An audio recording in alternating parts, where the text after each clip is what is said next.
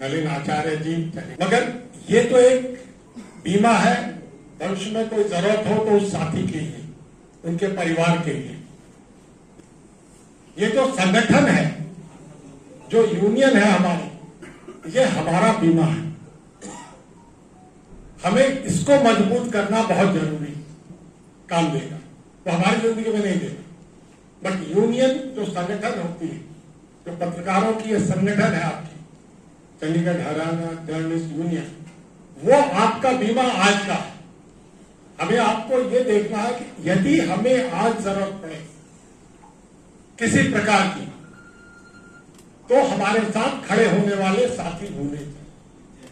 होता क्या है, इस बीमा का ख्याल नहीं करते हैं। यदि हम संस्था को मजबूत नहीं करेंगे, क्योंकि संस्था मजबूत होगी जब आप सब मजबूत होंगे। सिर्फ बराड़ साहब या तक्षक जी या नलिन आचार्य जी के उससे नहीं होगी, या जम्मू जी ऑल इंडिया में है तो वो नहीं कर सकते। आप सब जब मजबूत होंगे हर जगह पे, तब हमारा संगठन मजबूत होता है, और वो संगठन फिर आपको मजबूती देता है। आदरणीय चेयरमैन आदरणीय श्री बलवंत तक्षक जी, नलिन आचार्य जी, दिल्ली से आए हुए बहुत ही वरिष्ठ पत्रकार और जनरल यूनियन के आदरणीय पूर्व अध्यक्ष आदरणीय श्री एस.एन. सिन्हा जी, आईना होता है।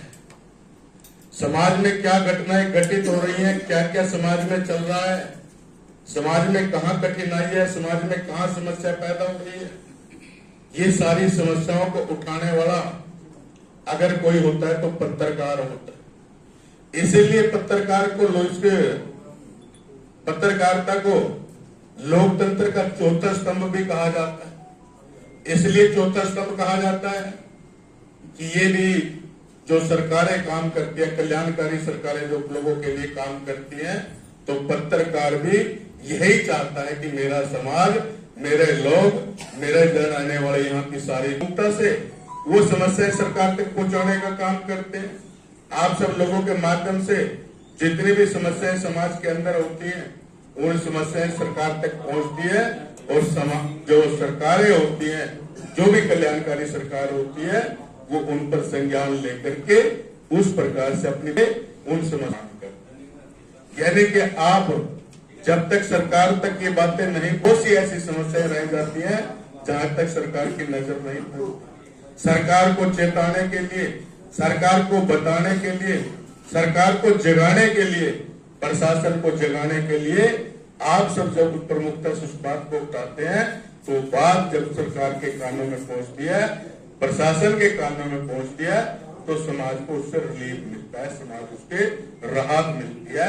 एक बहुत बड़ा काम जो है ये आप सबके माध्यम से जो है किया जाता है, मैं उसके लिए आप सबको बहुत बहुत बधाई देता हूँ, साधुवाद देता हूँ कि आप इस प्रकार का एक पुण्य का कार्य करें। समाज के लिए भी वो जो है ना एक इस प्रकार का काम करते हैं, समाज को तोड़ने का काम करते हैं, समाज को कमजोर करने का काम करते हैं। उनको जो है ना अपने कैमरे में कैद करके, आप उनको कलम बंद करके, और उसको जो है ना भंडाफोड़ आप लोग द्वारा किया जाता है, ताकि ऐसी समस्याओं का अगर वहीं पर उनका निवारण हो जाए, वहीं उनको समाप्त कर दिया जाए, तो उससे समाज जो है ना वो बच सकता है, समाज का नुकसान होने से बच सकता है। चाहे वो नशा तस्कर हो, चाहे वो अन्य इस प्रकार का समाज विरोधी कार्य करने वाले लोग हों, जिनका आप इस प्रकार से उनका पर्दाफाश करने का काम करते हैं। कई प्रकार से चुनौतियां पत्रकारों के सामने आती हैं, और उन चुनौतियों को जिस प्रकार से आप सब लोग स्वीकार करते हुए और रिस्क लेकर के आप सब लोग काम करते हैं, तो उसके लिए आप सब में जो अभी के संधू जी कह रहे थे, इन्होंने जो उदाहरण दिया था, इनका कहने का मतलब ये था कि आप पिंजरे वाले शेर मत बनो, वाले शेर बनो। ये थोड़ा सा उसको है ना, कोई भी उसके सामने शिकार है तो फट वो शिकार करके और अपना काम कर देगा। उसके साथ साथ साथियों, फिर हमने सरकार से कहा कि जब अगर वो इलाज करवाने जाता है तो उसके पास इतने पैसे नहीं होते कि किसी अच्छे अस्पताल में इलाज करवा जाए, तो आप उनको कैशलेस मेडिकल सुविधा दे दो, और वो भी कर्मचारियों और अधिकारियों वाली दे दो, जो आम जो है वो ना दो, ताकि वो अपना ठीक से इलाज करवा ले। और इस बात को सरकार ने माना और उसकी घोषणा भी की, 4-5 बार घोषणा भी होगी। और जो बजट स्पीच थी मनोहर लाल जी की पिछली, उस बजट स्पीच में भी उन्होंने कहा था कि हम पत्रकारों को जल्दी ही कैशलेस कार्ड देंगे। तो मेरा कंबोज साहब से आग्रह है, और राणा साहब बैठे हैं, कि ये जो पत्रकारों की कैशलेस वाली पॉलिसी है, ये पिछले 5-6 सालों से अटकी हुई है। ये लगभग 90-95% तक तो सिरे चढ़ गई है, फिर कहीं अटक जाती है। हम 5-6 दिन पहले मुख्यमंत्री जी से मिले थे, नायब सिंह जी से। हमने उनको ये सारी बातें बताई थी कि सर, ये जो पॉलिसी बन गई थी, सरकार की एक घोषणा है, और जब मुख्यमंत्री को घोषणा करता है या बजट स्पीच में कोई घोषणा होती है, तो वो सरकार का नीतिगत फैसला, और नीतिगत फैसला हर हालत में इमीडिएटली लागू होना चाहिए। अगर वो अफसरों के लेवल पे इस टेबल से उस टेबल पे चली गई, फाइल उस टेबल से उस पे चली गई, तो उसका लाभ नहीं मिलता और धीरे धीरे फिर लोगों में नाराजगी पैदा होती है। तो इसको जल्दी से जल्दी इसको पूरा करवाया जाए। इसके साथ साथ कुछ और भी दिक्कतें थी, जैसे पेंशन वाली है, तो पेंशन वाली स्कीम में पहले सिर्फ 3 ही शर्तें थी कि पत्रकार की उम्र 60 साल होनी चाहिए, उसको 20 साल पत्रकारिता में होनी चाहिए, और 5 साल उसकी एक्रीडेशन।